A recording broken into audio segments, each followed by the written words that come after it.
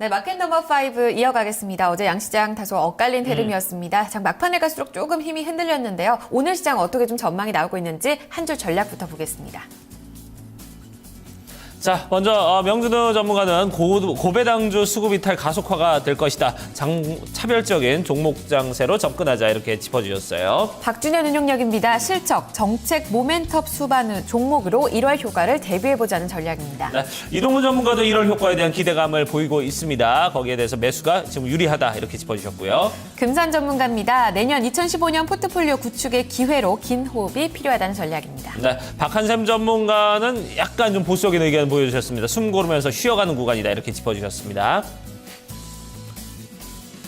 자, 어제 보니까 우리 전문가들이 코스피 네 분이 하락에 좀 배팅을 하셨고 한 분이 좀 상승에 배팅을 하셨는데 그 부분이 좀 맞아떨어지는 그런 모습을 보여줬거든요. 오늘 좀 어떻게 예상하셨는지 살펴보도록 하겠습니다. 자, 오늘은 네 분이 상승에 그리고 한 분은 하락에 배팅을 하셨네요. 네, 이어서 코스닥입니다. 어제 0.67%, 7% 정도 올랐는데요. 오늘 추가적인 상승 5명의 전문가가 전망하고 있습니다.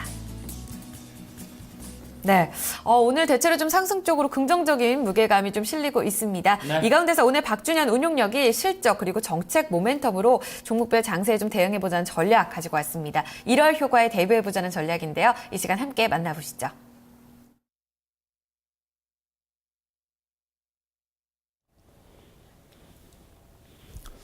예, 반갑습니다. 토마토 투자 자문 박준현 운영력입니다. 자, 오늘은 2014년도 주식시장을 좀 마감을 하고 잘 마무리하고 또 2015년도 시장을 준비하는 그렇던 시간으로 해야 될 것 같습니다. 그에 따라서도 오늘 마켓 넘버 5는 오늘 시장보다는 가깝게는 1월달 시장 또 길게는 내년도 시장을 대비한 그렇던 시장의 포인트와 가지고 진행 좀 하도록 하겠습니다. 자, 마켓 넘버 1 글로벌 포인트입니다. 자, 중국과 일본이 지난주에 두 나라가 전격적으로 경기 부양책을 사용을 했습니다. 그에 따라서 우리나라 한국은행이라든가 정부 정책들에 대한 모멘텀, 우리나라 선택은 어떻게 좀 진행될지 이 부분은 아마 1월 달에 나올 수 있는 그런 부분이라 봐야 될 것 같고요. 지난 24일 날 중국이 예대 비율 규정 완화를 시켰습니다. 예금 잔액과 대출 잔액에 대한 비율 완화죠. 이에 따라서 실제로 유동성 공급 효과가 지급 준비율 1.5% 정도를 완화하는 효과가 좀 나타나는 그렇던 경기 부양책을 좀 발표했고, 일본 같은 경우도 지난 27일 날 임시 강요 회의를 통해서 3조 5천억 규모의 부양책을 좀 발표를 했습니다. 자, 일단 중국이라든가 일본의 경기 부양책은 최근에 글로벌 경기가 좀 빠르게 유축되고 있기 때문에 자국의 경기 유축을 선제적으로 방어하는 그런 정책이 반영이 좀 됐다고 봐야 될 것 같습니다. 과거 같으면 중국의 경기 부양책 효과 자체가 국내 시장에도 긍정적인 영향을 좀 미쳤지만은 최근 들어서는 전혀 반응하지는 않고 있는 쪽이죠. 아무래도 중국의 경기 부양책 자체가 어떤 미시적인 정책이고 또 경기를 크게 활성화시키기보다는 방어하는 수준이기 때문에 국내 금융시장이라든가 경기에 미치는 영향이 제한적이라 좀 봐야 될 것 같고, 일본의 경기 부양책은 우리나라 시장에는 여전히 부정적이죠. 최근에 엔화는 120엔대에서 엔달러는 행보를 좀 하고 있지만은 원엔 환율 자체는 거의 6년 만에 최저치를 기록할 정도로 상당히 안 좋습니다. 여전히 국내 수출 기업들한테는 부담으로 작용할 수 있는 부분이라 좀 봐야 될 것 같고요. 이에 따라서 국내의 어떤 한국인이라든가 그다음에 정부 정책들에도 충분히 추가적으로 우리나라 같은 경우도 경기 흐름 자체가 내년도에 GDP 성장률을 하향 조정할 정도니까 안 좋은 상태이기 때문에 어떤 1월 달에 한국은행의 추가적인 금리 인하라든가 정부의 재정 확대 정책이 내년도에 충분히 우리나라 시장도 기대해 볼 수 있는 긍정적인 요인으로 작용하지 않겠는가 그렇게 봐야 될 것 같고요. 다음은 코스피 포인트입니다. 코스피 포인트는 여전히 우리나라 시장 1년 내내 수급적인 불안, 그다음에 실적 부분이 악재로 작용을 하고 있고 전일도 그랬던 부분들이 주가의 하락으로 이끌었다 좀 봐야 될 것 같은데요. 일단은 신흥시장 쪽에 대한 자금 이탈입니다. 지난주에도 이 시간대에 점검해 드렸었는데 일단은 여전히 신흥시장 쪽과 관련된 자금 이탈 부분이 지속이 좀 되고 있습니다. 지난주에도 지속적으로 이탈이 좀 되고 있는 쪽이고, 이에 따라서 국내 시장도 신흥시장이 자금 이탈되는 시점이 12월 12일부터 본격화 좀 되고 있는데, 국내 시장도 그에 맞춰서 12월 10일부터 외국인들이 매도 규모가 이어지고 있다는 거죠. 최근에 여전히 러시아 부분이 안정권에 진입을 했지만은 또 전일 그리스 대선 결과가 또 내년 1월 달까지 2월 됨에 따라 가지고 신흥시장에 대한 어떤 불안감이 여전히 잔존하다는 관점에서 단기적으로 1월 달까지는 그리스 문제가 해결되기 전까지는 외국인들의 이머징 시장 쪽으로 자금이 유입되기 쉽지 않다는 관점에서 수급적인 불안감, 외국인들에 의한 불안감 자체는 수급의 전환 기대는 상당히 좀 어렵지 않겠는가 그렇게 봐야 될 것 같고요. 일단은 그 다음에 이제 두 번째 포인트 자체는 수급과 관련해 가지고 전일 이제 배당락이 됐기 때문에 배당락 이후에 또 프로그램 매도 물량 출회 우려입니다. 과거에 2008년도 이후에 보게 되면 배당락 전에, 즉 12월 달에서는 12월 달 전후로 해가서는 저는 대체적으로 프로그램 매수가 유입이 좀 되는데, 그 이후로 배당락 이후에는 1월 달까지는 프로그램 매도 물량이 상대적으로 집중이 좀 되는 경우가 많았다는 거죠. 대체적으로 배당락 바로 이후에는 매도 물량이 안 나오는데, 어제 같은 경우 바로 배당락 이후에 약 1,500억 정도의 비차익 매도 물량이 나왔다는 관점에서 예전처럼 항상 계절적인 요인이죠. 배당락 이후에는 1월 달까지는 프로그램 매도 물량이 압도적으로 많았다는 관점에서 그런 흐름이 올해 내년도 시장에도 1월 달에도 반복적으로 전개될 가능성이 크다고 좀 봐야 될 것 같습니다. 이미 9월 중순 이후에 선물옵션 동시 만기 이후에 약 5조 원 가까이 비차익을 중심으로 해서 프로그램 매수가 유입이 됐습니다. 그 부분은 대부분 다 거의 배당 투자와 관련된 프로그램 매수 유입이 가능성이 크다는 관점에서 그 물량이 어느 일정 부분이 내년도 1월 달까지 계절적으로 다시 소화될 수 있는 그런 부분들이 부담으로 작용하고 있다고 봐야 될 것 같고요. 다음에 주식시장에 했던 그 상승 부담 요인이 실적입니다. 이 부분이 가장 중요하죠. 뭐 수급이 안 좋다고 한다면 결국 실적이 좋으면 주가가 올라가게 돼 있는데, 국내 시장의 실적이 최근 들어서 4분기 실적이 지속적으로 하향 조정이 좀 되고 있습니다. 현재 4분기 때 국내 상장 기업들 단기 순이익 20조 4천억을 예상을 좀 하고 있는데, 이 부분이 아직도 지금 하향 조정이 좀 되고 있다는 거죠. 현재 시장에서는 작년도에 보게 되면 2013년도 4분기 단기 순이익이 14조 4천억대가 최악이었었습니다. 작년 4분기 실적이 분기 단위로. 근데 조금 전에 20조 8천억이라고 그랬었는데, 현재 시장에서는 이렇게 변동성이 크다는 겁니다. 20조 3천억이 현재 시장의 가이던스인데, 최악의 경우 11조 5천억 정도까지 단기 순이익이 수직 급락할 가능성이 크다는 거죠. 충분히 이럴 가능성이 크다는 이유 자체가 최근에 4분기 이후에 유가 급락을 하고 또 글로벌 시장이 위축이 좀 되면서 러시아 준비하면서 국제 디램 상품 가격들이 그냥 급락을 하고 있습니다. 디램 가격이라든가, 그다음에 철강 유통 가격이라든가, 폴리실리콘이라든가, 그다음에 BDI 지수라든가, 최근에 유가 급락이라든가 유학과 급락에 따라서 화학 제품 가격이 급락을 하고 있기 때문에 경기 관련 종목들이 의외로 4분기 실적이 크게 하향 조정될 가능성이 여전히 내년도 1월 달에 프리 어닝 시즌을 앞두고 주식시장의 부담 요인으로 작용할 수 있는 그런 또 부분이라고 봐야 될 것 같고, 이에 따라서 현재 시장에서 올해 상장 기업들의 순이익이 76조 원 정도를 예상을 하고 있는 겁니다. 국내 시장이 못 간 이유는 여러분들한테 꾸준하게 이제 5월 달 이후부터 이 시간을 통해서 말씀드렸던 부분들이죠. 국내 시장이 지금 2010년도에 단기 순이익 96조 원 고점 찍고 난 다음에 지속적으로 지금 오랫동안 5년 가까이 역성장을 하고 있는 겁니다. 근데 이 76조 원 정도도 현재 4분기 실적으로 봐서는 더 하향 조정될 가능성이 크다는 거죠. 문제는 더 보시다시피 삼성전자를 제외하고 난다면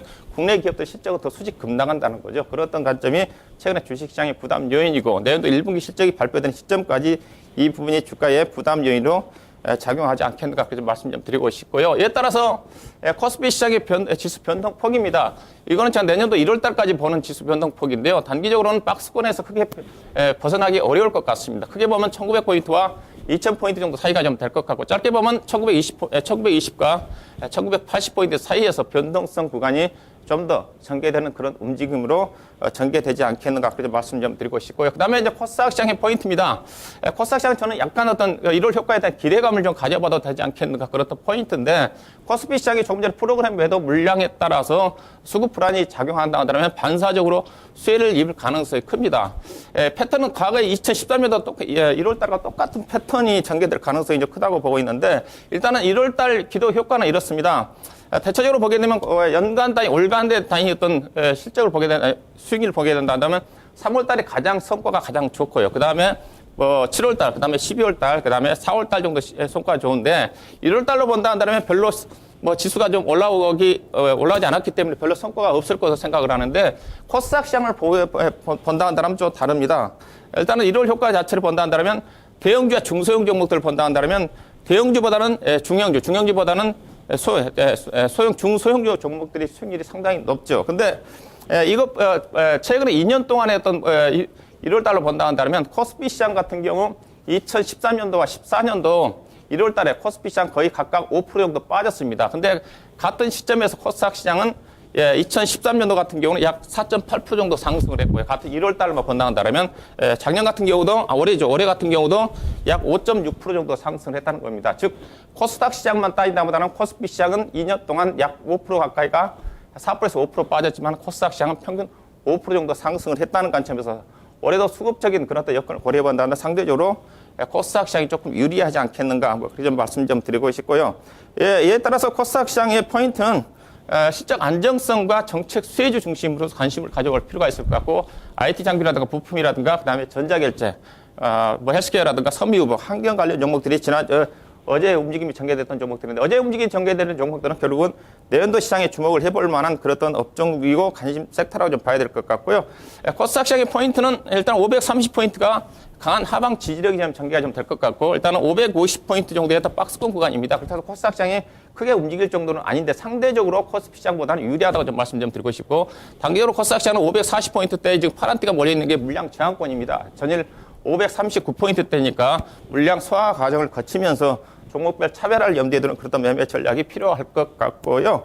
그에 따른 저의 시장의 포인트입니다. 마이 포인트는 일단 코스피는 방향성 없는 좀 등락이 조금 전에 박스권 내 등락이 좀 전개될 가능성이 클 것 같고 중소형 종목 중심의 제한적인 약간의 어떤 1월 효과를 기대해 봐도 되지 않겠나 생각이 좀 되고 여전히 저는 시장은 내수주 중심의 방어적 대응입니다. 모두가 경기 민감주들을 얘기를 하고 있지만은 저는 여전히 실적에 대한 불안감들이 작용하고 있다는 관점에서 1월 달 프리 어닝 시즌 실적 발표되는 시점까지는 내수주 중심의 실적의 안정성이 확보된 종목 중심으로서 방어적인 대응을 해야 될 거고 다만 경기 민감주 같은 경우 추가 하락이 크지 않다는 관점에서 낙폭이 클 때 하락할 때 박스권 같은 변동성을 이용한 트레이딩 관점에서 접근을 좀 해야 될 것 같고 실적과 정책 모멘텀이 수반된 IT라든가 건설이라든가 전일 부동산 3법이 통과가 됐죠. 법사위 통과가 됐기 때문에 건자재라든가 이런 어떤 규제 완화가 부각되고 있는 지주에서 관련 종목들을 좀 포인트를 좀 보셔야 좀 될 것 같고요.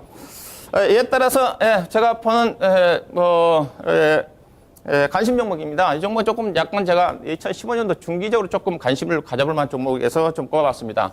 현대종합상사입니다. 현대 중공업 계열로 좀 넘어갔고 회사의 미역 부분 자체는 크게 성장하지는 않습니다. 그렇지만 안정적으로 영업이 증가되고 있는 것 같고요. 이 종목의 포인트는 이겁니다. 회사가 이제 예면 배당금이 꾸준히 유입됐는데 내년도부터는 예면에서 들어온 배당금 자체가 단기 순이익에 반영이 됩니다. 그동안 유입된 배당금은 투자 자산 상각으로 처리가 좀 됐기 때문에 단기 순이익에 별로 반영이 안 되는데 내년도부터 단기 순이익 본격적으로 반영이 좀 되고요. 현대 중공업으로 넘어가면서 구조조정이 마무리가 됐습니다. 부채 비율이 2011년도 440%대였는데 종합상사 중에서는 부채 비율이 가장 낮습니다. 표를 보시게 되면 종합상사의 실적입니다. 실적이 차별하기 때문에 여러분들 업종에서 가장 탑픽 종목을 저는 매매를 해야 된다고 보이는데 전반적으로 종합상사 종목들이 그래도 상대적으로 실적이 다 괜찮습니다. 대우인터내셔널도 그렇고 LG상사도 그렇고 SK네트워크스도 내년도 실적이 상당히 기대감이 커요. 그중에서 그래도 가장 현대종합상사가 조금 전에 부채 비율도 가장 낮고요. 그다음에 주가 수익 비율도 6배밖에 안 되는 수준이고 이들 종목 중에서 어제 배당금이 다른 회사에 비해서 배당 수익률이 가장 높은 게 현대종합상사입니다. 전년 500원 정도 배당락이 좀 됐는데 그런 부분 쪽에서 현대종합상사를 주목을 보시기 좀 바라겠고요. 주가는 이미 최근에 유가 하락 때문에 영향을 좀 받은 겁니다. 단기적으로 모멘텀은 크지는 않습니다. 아무래도 유가가 상승 국면에서 긍정적으로 상사 주식들은 해외 자원개발 쪽에 투자 비중이 있기 때문에 전개가 좀 되겠지만 이미 좀 바닥권 형성이 좀 된 것 같고 수급적으로 보게 되면 주가가 36,000원대에서 외국인들이 꾸준히 많이 매수를 했는 상태고 최근 들어서 기관 투자가들이 매수를 하고 있는 종목이기 때문에 수급 여건 자체는 문제가 없을 것 같고요. 이에 따른 매매 전략은 전일 29,900원대니까 약간 300원 정도의 하락한 시점인 29,600원 정도를 보시고 36,000원 정도 목표 가격, 그 다음에 손절 가격은 28,000원 정도를 보시면 될 것 같습니다. 자, 제가 준비한 내용은 여기까지입니다.